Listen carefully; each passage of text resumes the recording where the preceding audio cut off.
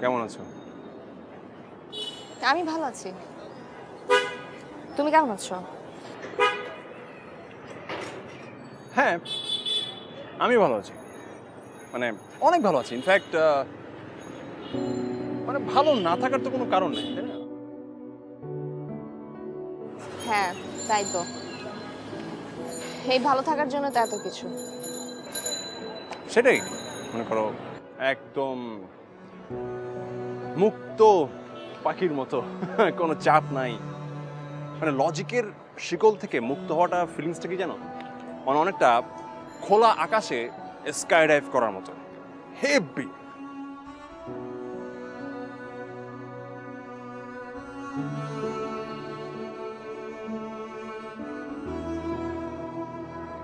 আমার না তোমাকে বিয়ে করাতে ভুল হয়েছে জানো? আমি যে বাবা মার কথা তোমাকে বিয়ে করছি না, এটাই আমার ভুল হয়েছে। আর একটা সুস্থ মানুষের পক্ষে তোমার মতো কেয়ারলেস সাইকোর সাথে থাকা আসলে সম্ভব না। হ্যাঁ সেটাই।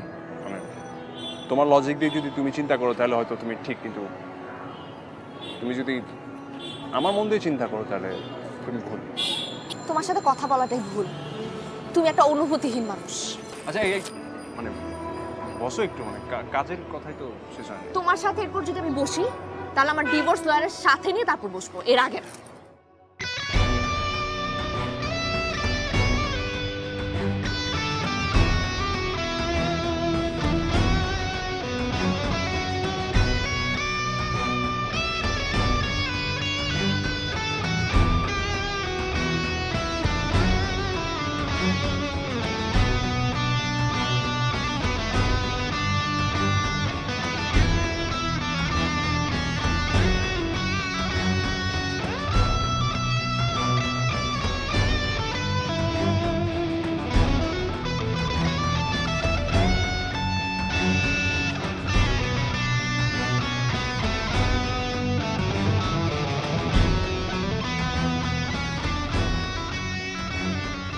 ডিভোর্সের ব্যাপারে আপনাদের সিদ্ধান্ত ফাইনাল?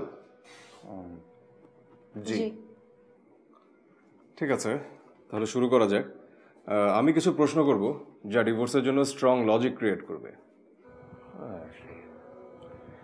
এইখানেও লজিক? আপনি প্রশ্ন করুন। আচ্ছা, আপনি আপনার হাজবেন্ডকে ডিভোর্স দিতে চান কারণ আপনার হাজবেন্ড আপনাকে নিয়মিত মারধর করে। এখন মারধর কি প্রতিদিন করে নাকি একদিন পর পর গ্যাপ দিয়ে?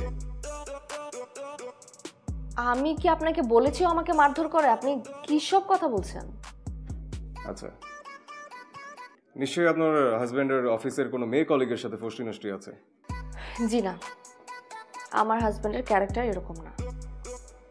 আচ্ছা, তাহলে মদ খেয়ে রাত বিরাতে বাড়ি ফেরে? আরে আমি জীবনে সিগারেট পর্যন্ত খাইনি। সেটাই, ও কখনো কোনো রকমের নেশা করে না। আচ্ছা,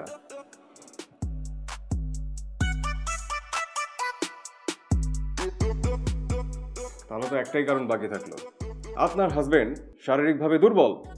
আপনি কিন্তু কখন থেকে বাজে বাজে কথা বলেই যাচ্ছেন আমার হাজবেন্ডের ব্যাপারে।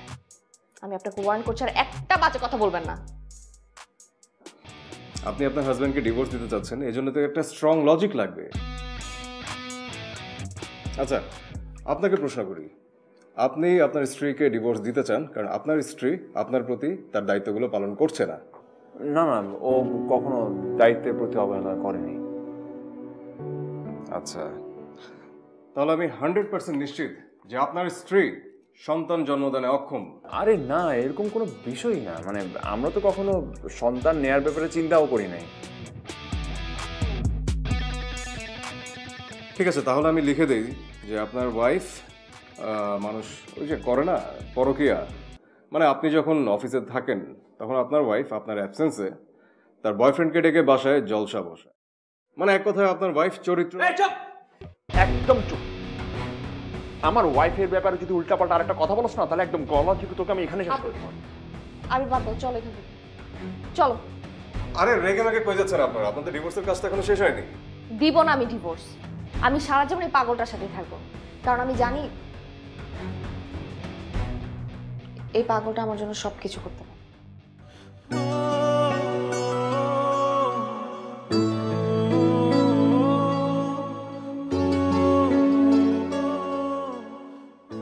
চলো। চল।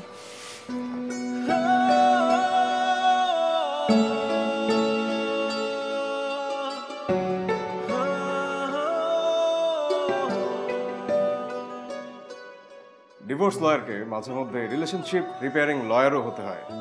সম্পর্কগুলোর বুকে কান লাগিয়ে শুনতে হয় যে ভালোবাসা এখনো জীবিত আছে কিনা। সাইকো আর লজিকের সাইকোলজিক্যাল সম্পর্কের মধ্যে সামান্য একটু অভিমানের জং পড়েছিল, যেটা আমি সারিয়ে দিয়েছি। মেনন, নেক্সট ক্লায়েন্টকে পাঠাও।